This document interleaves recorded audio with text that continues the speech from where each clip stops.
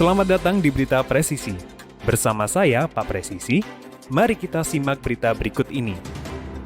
KTT atau Konferensi Tingkat Tinggi G20 sudah ada di depan mata. Dengan dilaksanakannya KTT G20 pada 15 hingga 16 November nanti, ada beberapa manfaat yang dapat dirasakan oleh masyarakat, terutama di bidang ketenagakerjaan. Manfaat yang pertama ialah diharapkan dapat menciptakan lapangan kerja bagi masyarakat dengan mendukung dan mendorong usaha kecil menengah atau UKM.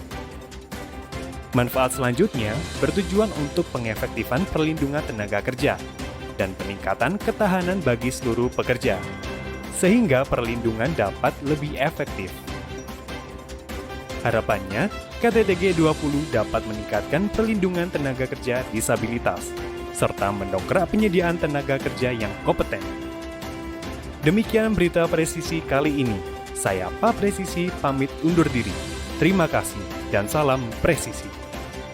Ikuti sosial media Divisi Humas Polri di Instagram, Twitter, Facebook, TikTok, dan YouTube untuk mengetahui informasi terbaru kami.